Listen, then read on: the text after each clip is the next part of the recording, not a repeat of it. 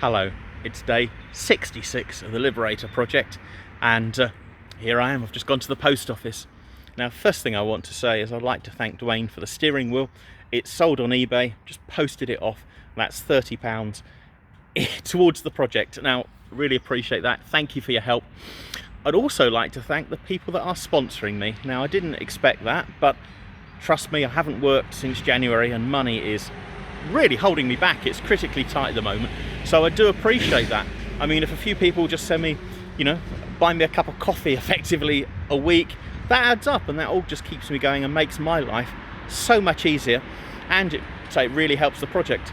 I mean, once I've sold my flat, then hopefully money won't be an issue again, but at the moment I really do need to be a bit careful until at least the cars are sold, which has been a bit of a problem today. Right. First of all, by the way, if you do want to, if you do enjoy my videos, please like, subscribe, and share them to people.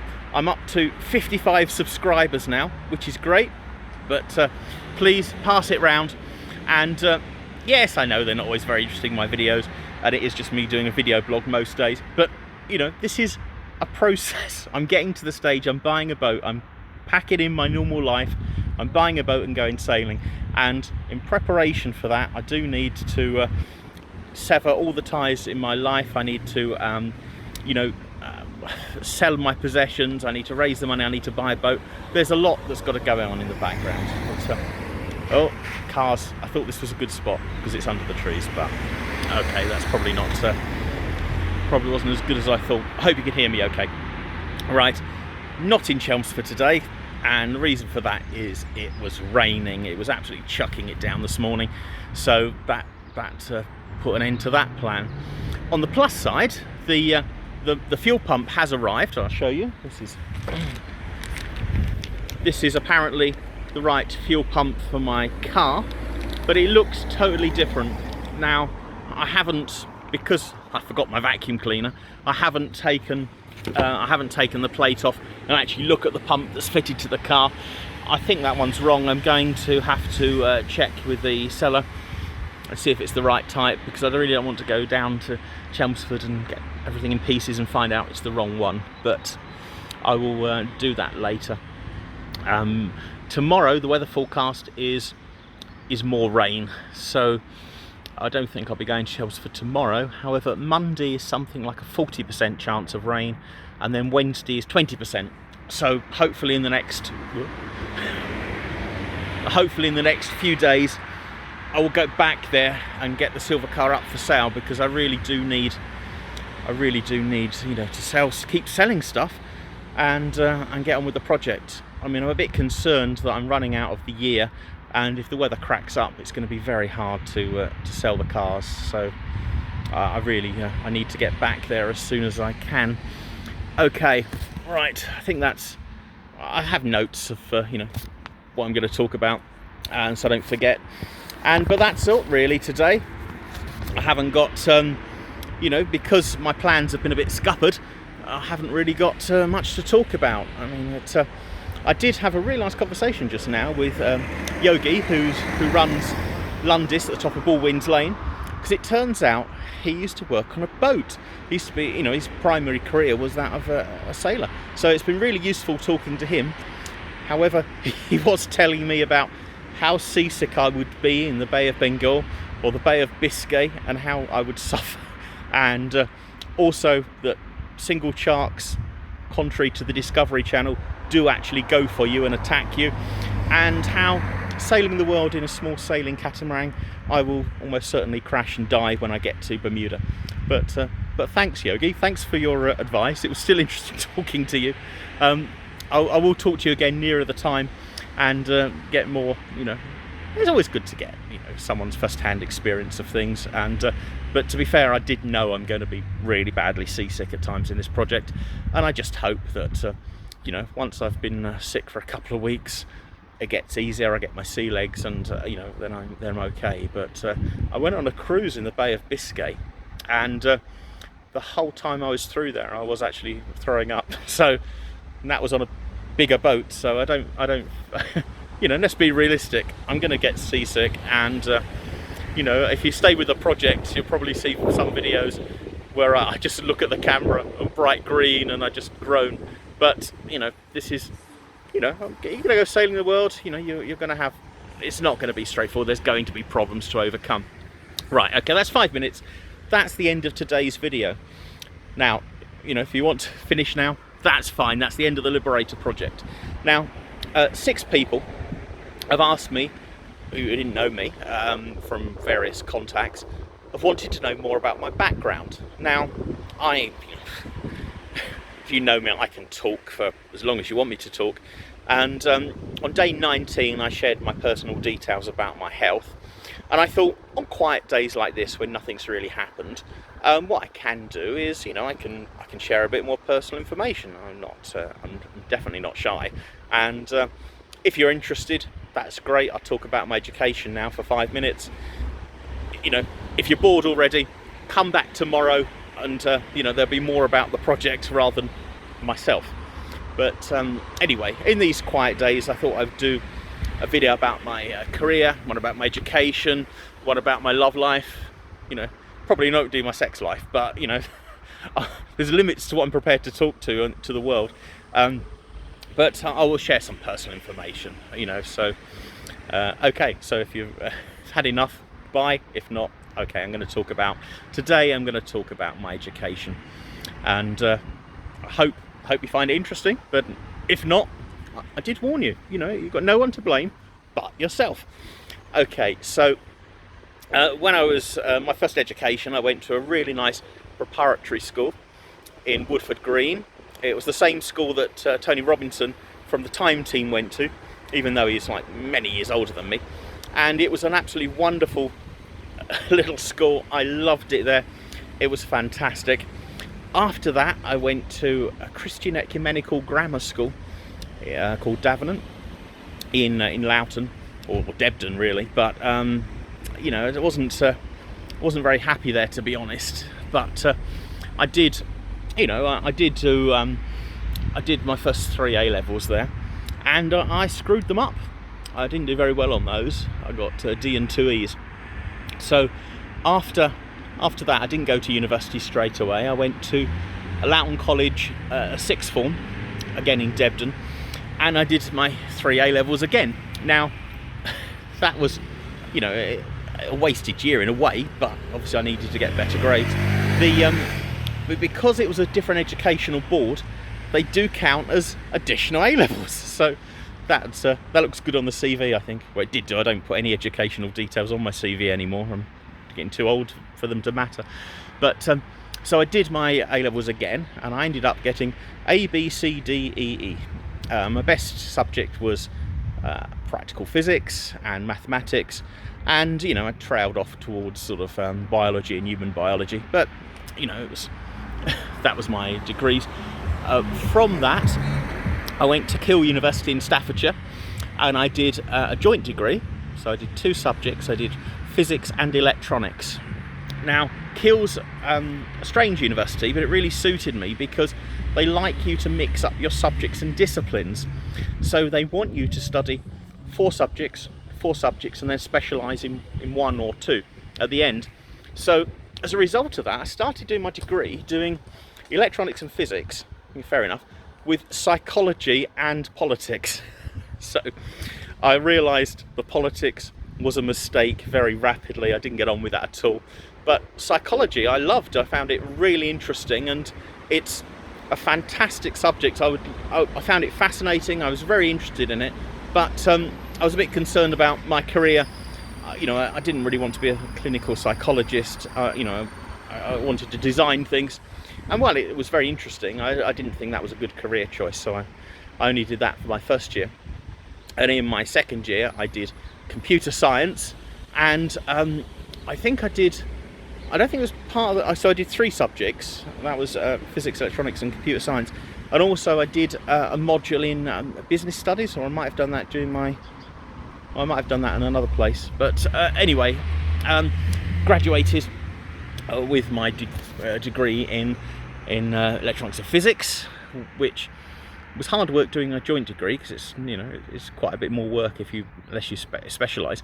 But, you know, that's very good. I work as a design engineer in, you know, electronics or software. I went back a little while after university to do a postgrad course.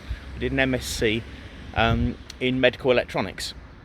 Now that was very good because I'd sort of specialised in image processing, and that was doing sort of modelling, but also it was looking at the human body and, you know, how to measure things inside and how to image things, and again, very, very interesting. And I was more interested in the technical side, the image processing side and the signal processing than, you know, than I suppose the medical side. But it was nice to know, you know. I mean, I've done, you know, my interests have always been quite, you know, general. And oh, I forgot to talking about being general, I forgot, for my dissertation, and God knows how I got away with this, my dissertation for physics was actually the mathematics of music. So incredibly, they let me have that because I talked about, you know, waveforms, trying to, in the vaguest possible way, link that back to quantum mechanics, but talking about resonance and harmonics and signal processing. So they let me have that. So my dissertation is mathematics of music as part of a physics degree. But anyway, that was Keele was great for that. You know, they were quite for this. They're quite lenient with this multidiscipline subject.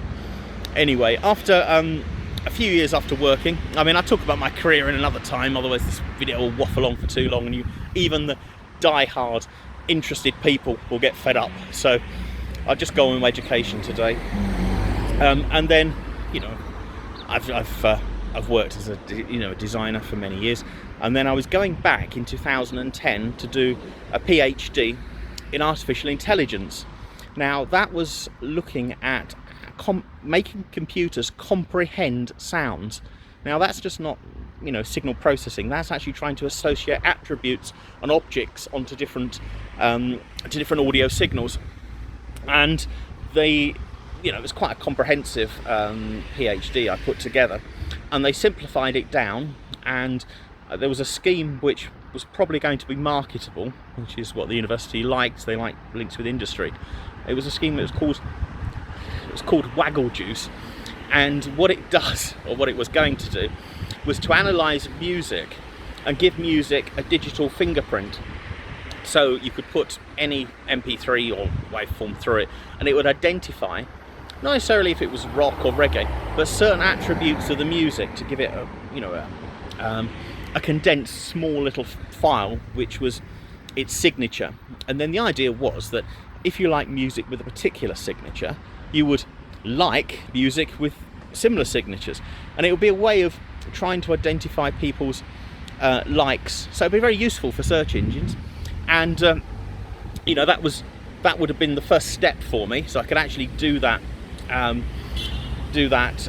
my PhD. And then from that, then I could develop the audio comprehension scheme. It will be the first stepping stone of this. Now, I had that approved by one of the professors at Keele, and the trouble was, you know, as you know, you watch day 19 for my health.